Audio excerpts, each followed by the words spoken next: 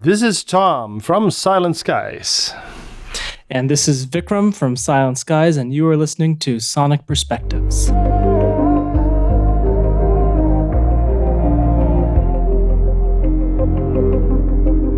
I've erased everything that got under my skin. One step closer and my inner search for wins.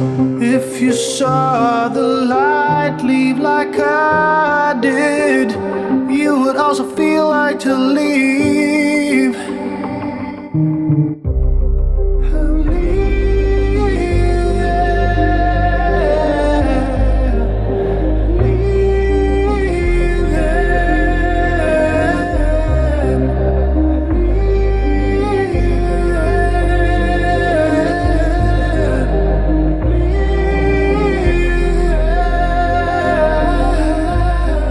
Samantha Buckman, and I am here today joined by the fantastic Silent Skies duo, here to talk about all things Silent Skies and hopefully dive a bit into Nectar, which is your upcoming album, and that is due in just over 2 months from now on February 4th. So how are you feeling about this new release, especially coming just over a year after your last one?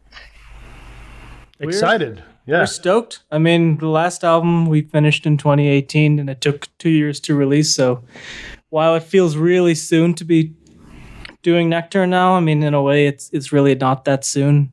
At least it doesn't feel that soon to us. It felt very natural. We dove right into writing when we felt like it, and that just happened to be soon. So we're stoked. And I heard from some of your interviews regarding Satellites that when you first got together and started writing, you had a lot of material. Do you still have any material left over for some new albums after Nectar, or are you going to have to hit the studio again sometime in the future?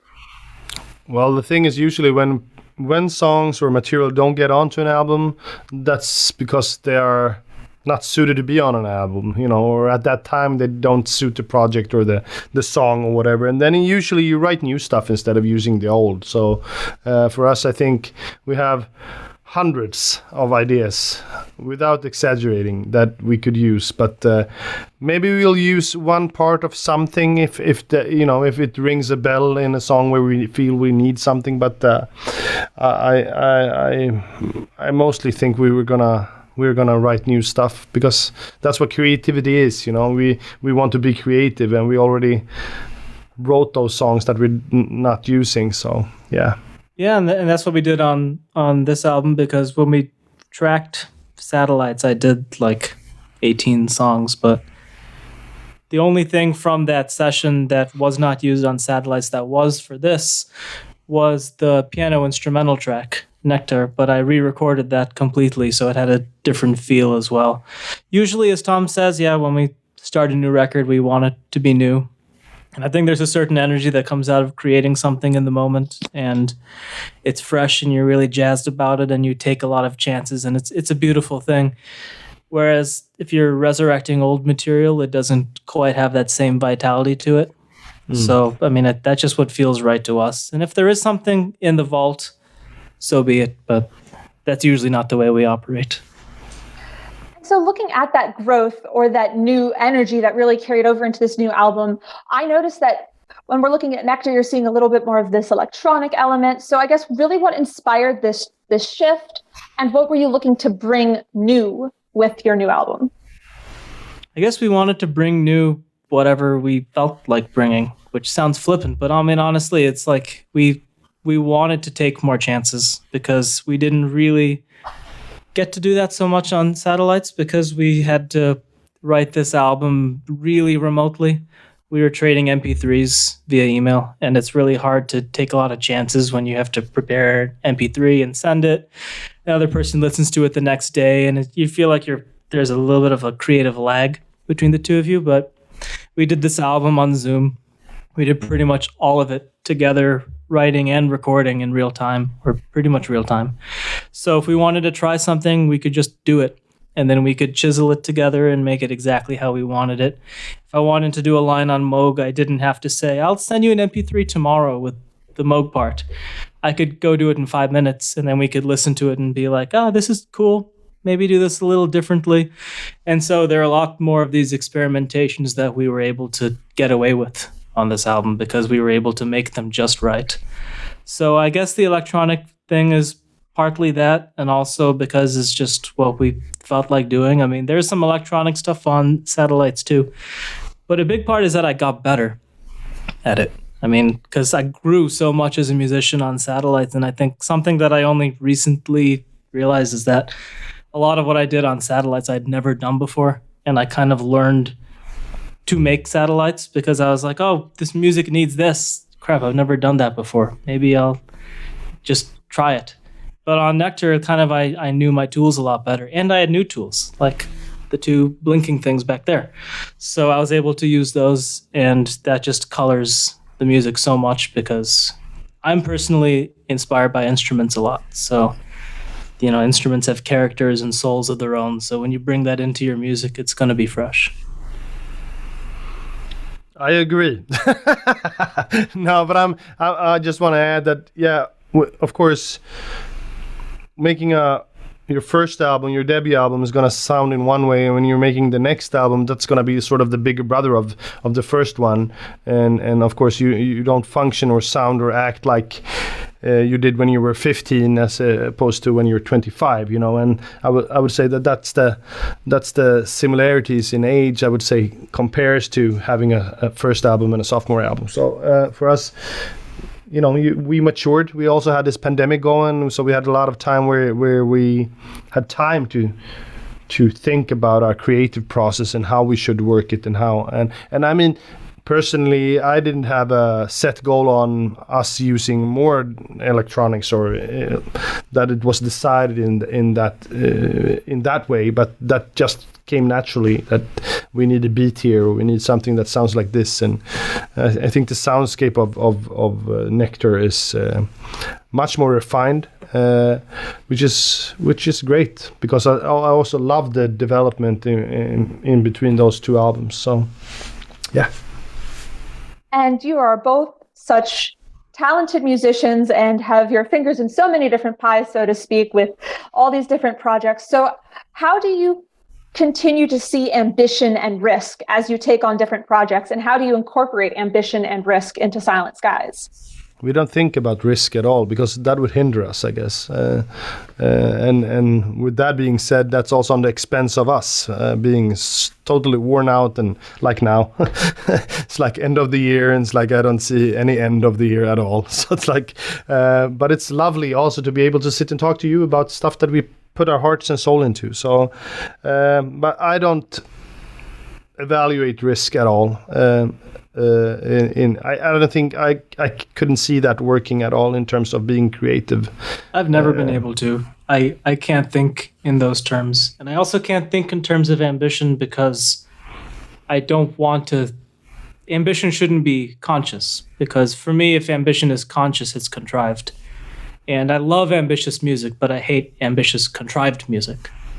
So if it's ambitious because it has to be, and because you wanted to be ambitious, and because you wanted to say X, Y, Z, and that was the only way you could say it, that's freaking awesome. That's amazing. I love so much ridiculous, complicated, technical music that people think is pure pretension, but I don't think so. I think it's great because it's joyous and honest and authentic. But if you're thinking about ambition, you're like, man, I want to be the greatest, I want to do things that, blow everyone's minds, and maybe it's not what you naturally want to do, but you feel like you have to, then you're setting yourself up to fail. The only mind I want to blow is my own, and Vikram's from now. For now, occasionally you do. Yeah, so I mean I think that's a key lesson in young aspiring musicians that they should really listen to, because you shouldn't set out to impress anyone. You should set out to impress yourself, and when you're happy with your music, if you're then lucky that other people listen to it, then you should be very lucky, and I feel that we are. So yeah. And so I guess, what does it take to make you satisfied? At what point do you feel the album is done and you're ready to show it to the world? And especially with you two working so closely together on this, at what point do you decide something's done? we just know it's a common understanding, and we actually answered the question about this before here, and we came to the conclusion that it's making music. It's like a conversation, or like this music speaks to you and tells you, the song tells you when it's done, and or the if you take it into a context of conversation or a debate, the debate ends when nobody has anything left to say, and that's pretty much how we want to. What we want to say about our music too, that when there are no red flags and there are no more words to be spoken, then pretty much no more notes to be played, then we know the song is finished. It's obvious, but also a little. I mean, it's anything but obvious in execution, because we will agonize over these things that, I mean, rationally nobody will ever hear. There's one song on the album. But that's just the point. That's just the point. I don't care if nobody else would hear him. You and me need to be sort of 100% and clear. Like, for instance, if you think about the song "Closer," where we had like 7 different iterations of the arrangement of that song, and we kept adding and subtracting and adding and subtracting, adding, subtracting. It's like the song has to do that, because just like, a human finds itself as they grow up, so does a song. So that particular song had a lot of growing to do. He had to really, reach maturation. Yeah. And he took a while to get there. But this I say agony, but that sounds so awful. That's the truth. It is agony. But it is a little agonizing, but I mean, you need that, because if you don't go through that and you just do one pass through the song and all the notes are played in the right place and you're like, okay, done, on to the next one, then that works for some artists, but that doesn't work for us. It just, it has to be right. And so when it does come to these songs being right, is there a particular reason you chose Taper as the lead single, kind of that first taste of something new? What's special about that song? It was so hard to special. Pick. I mean, I think maybe we picked it because it's not, and by that I mean that it's representative. It doesn't do something that none of the other songs do. There is diversity in the music, but at the same time, you want a single to be that sort of litmus test where if someone listens to the music, that song, like, oh, I hate it. Well, you probably won't like everything else. That's fine. But if you really like it, you'll like everything else, we're reasonably sure. So I guess that was why Taper was the logical choice. And also because, I personally just love the vocals on that. I think it also sets I think it also sets a tone, it was either that song or Fallen from Heart that was our choices for the first single. So, and I think that Faint Scars on My Body line creates a certain atmosphere, and the same with the Fallen from Heart, where it's Snow on My Window pane. So it's like it was either or. It could have been either of them, but I love the sparseness of the piano playing and how much room it leaves you with. It's like it's great. It's great. It's a great song. I have to agree. I'm not sure I'd want to be friends with anyone that thinks otherwise. So no, exactly. And so I guess this is coming from a listener's point of view, but what I really find so moving about the music that Silent Skies has done so far is that I can see so much of your heart and soul put into it, but I can also read so much of my own emotion into it. So I guess I'm curious, what part of your stories or your hearts did you put into Nectar? Is there a particular theme that you are really going for with this new album?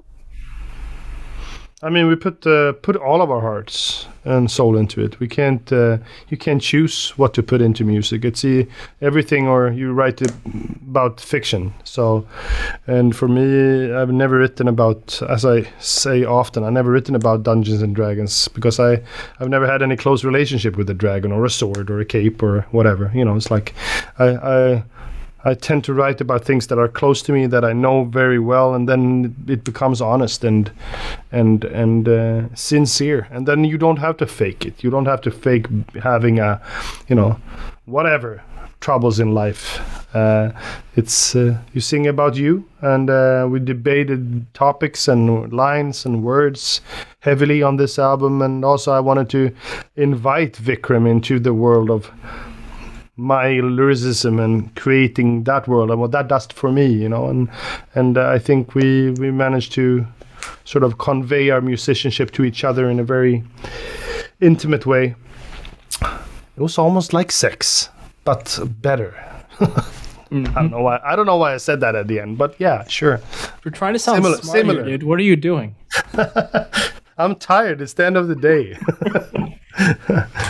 Yeah, but it's like, yeah, but I'm seriously, it's like,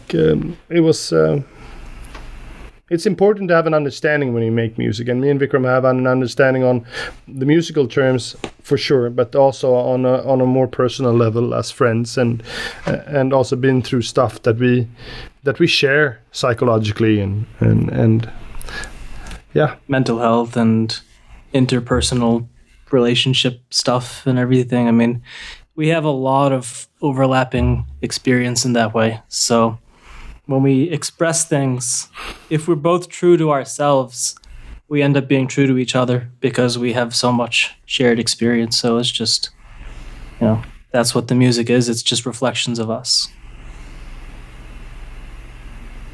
That's just so fantastic to hear. I mean, that's just beautiful. So I guess, and this is a question for Tom. So how, in an interview a very long time ago, you mentioned that Evergrey, you named it because at the time, just for like the emotions that you were going through, and that shaped a lot of the earlier music, especially in those first two albums. So I guess as you grow from that, if you compare those first years that you had with Evergrey and growing with the feelings and emotions that crafted that project, how would you compare that to the emotions and the creative process that inspired you to form Silent Skies with Virkram? Well, I would say two things. First and foremost, when I was writing at that time, I was writing from a perspective of desperation and sadness and feeling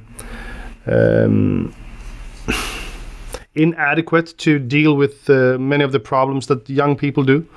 I felt that I wasn't able to face the light of day many times, and today I write from a perspective of a person who have gone through all of that and have that as a backbone and being my strength instead, and more from a perspective that I have darkness as a friend and solitude as a companion that I know very, very well and I'm not afraid of anymore. So that's the first thing. But the second thing that I wanted, why I wanted to do this music with Vikram, was that I wanted to do something that was different from Evergrey, that didn't, you know, we're so many different things as people, you know. I'm a dad. I'm a husband to my wife. I'm a band member of Evergrey. I'm a lousy person in many aspects of my life, and then I'm a decent musician, and I'm a better musician when I work with Vikram. And all of these things have their own voice, you know, but not all of them needs to be sung about, you know. But the things that I do in Evergrey and in Redemption and in Silent Skies are things that I do want to sing about, because that's my expression, that's who I am, and I've learned that I won't change, you know. This is who I am, and that's what I'm gonna sing about, and then I'm just lucky to have people that are listening. It's very simple. And so I guess moving back to the musicianship aspect, so I've been asking a lot about the songwritings, the feelings, but I guess I would like to dig a little bit more into the technical aspect of writing this new album. So I know that you definitely had it was easier to connect with each other over Zoom, but Vikram, I believe you referred to both you and Tom as production nerds. So could you talk a little bit more about the actual technical aspects of Nectar and what challenges or successes you had there? Sure. I mean, we are production nerds, and by that I mean that when we are producing a song, which we do together on everything, we will produce everything together. Normally the final versions of the music tracks will live on my computer, and the final versions of Tom's tracks will live on Tom's computer. and then they kind of both meet in Jacob Hansen's computer, where he did the final mix. But up until they reach Jacob's hands, they go through a really exhaustive process. And part of that process for me is submixing the music, where I take maybe 70, 80 tracks of music and I turn it into 8. And then I give those to Jacob, and Jacob mixes the 8 and he does his Midas touch on that. But in the process of doing the submixes, Tom and I listen a lot throughout everything we've done, and we make very, very minute changes and alterations to things. Things like we're listening through, and the snare drum in this part is half a dB too loud, and then here it can come up, but it's a little bit too bright at 3K, so you have to duck a little bit at 3K, and then all this sort of stuff. And that's really important for us because the devil's in the details, and so this music really, really requires that. I think it requires that more than any other music I do, even though technically it's less tracks than a lot of music that I do. I think when you have less elements, each element has to be that much more right, because it's so naked. And if that auxiliary percussion clap hit on beat 3 is not covered by a wall of guitar and double bass, then you're going to hear every little, facet of that sound. And so it has to be just right. So by the time the songs get delivered to Jacob to do the final mixing, they've already kind of been through hell and back in that regard. But I mean, that's great. That gets it to how we want it. And that means that Jacob can do his thing without having to try, reinvent the wheel and kind of deal with our annoying tendencies to get everything just right. We can kind of do that for him.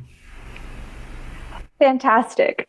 And so given that you're both involved in so many projects, and as Tom said, I'm sure you're very tired by this point after essentially sprinting through so much different stuff, what do you do to unwind that's not music? Just something that gives you that breath of fresh air.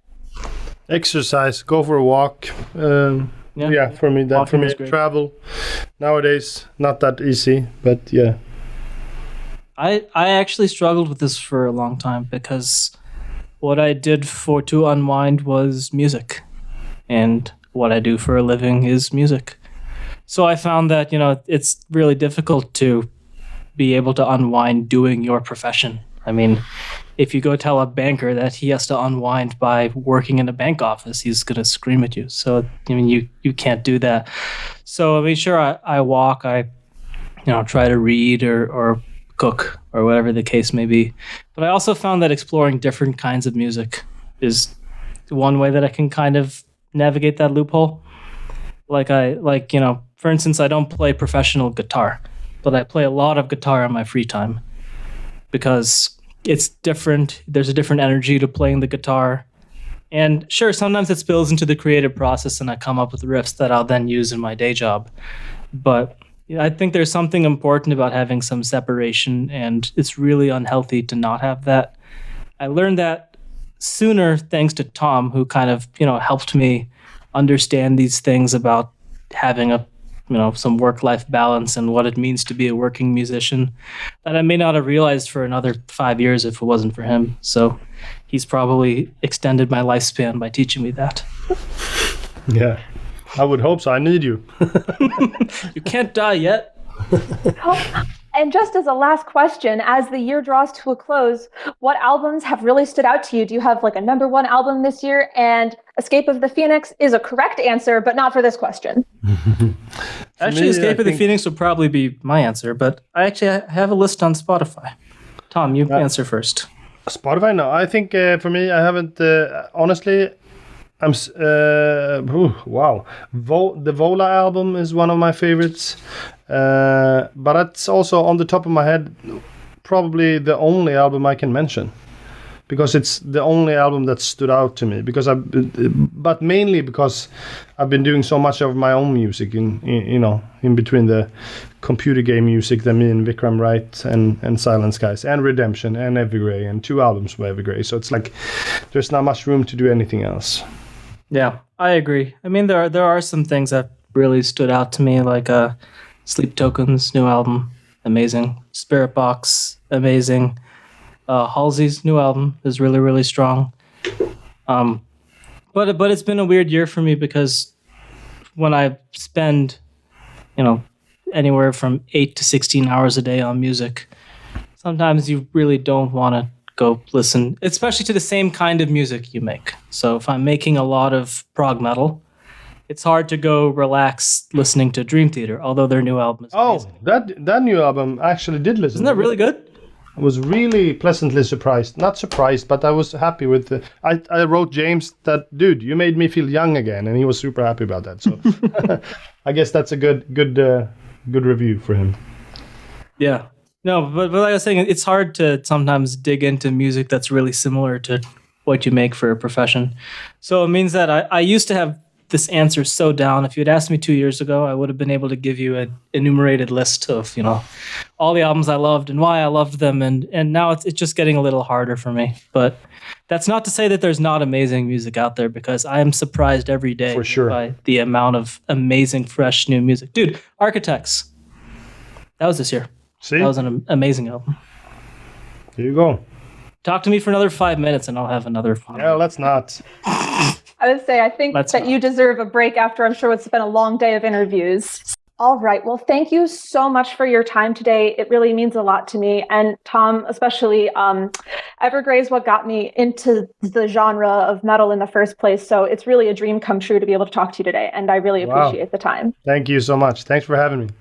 You just heard an interview with Tom and Vikram from Silent Skies. Their new album, Nectar, will be out on February 4th, 2022. And closing out today will be their first single, Taper.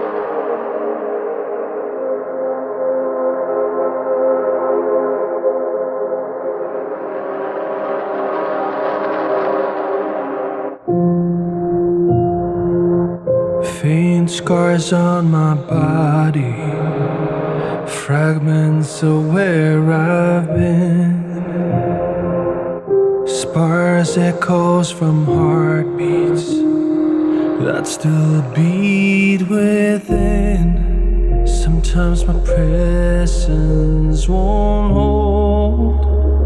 I feel like I can't breathe. Feels like I've lost control, 'cause my heart is too old, while my soul is too young. It's getting harder and harder, and I can't hold on much longer.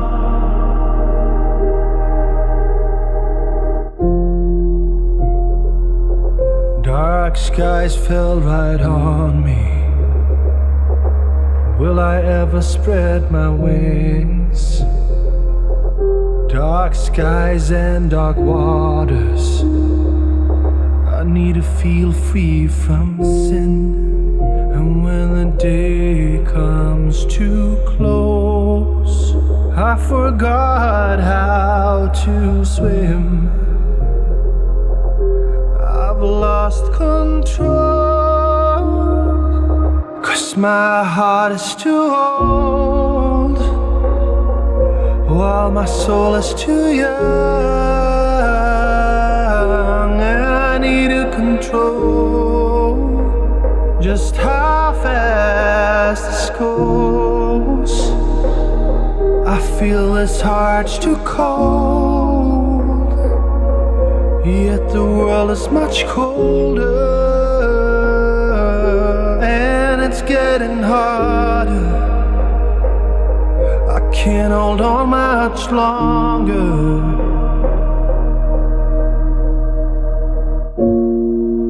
I never felt like I stepped out of the night. And were you watching me fight all of this? Because we never felt like we were invited. You say you never knew of this, and I never thought I'd cry these rivers for you or for me. Never, 'cause my heart is too old, while my soul is too young.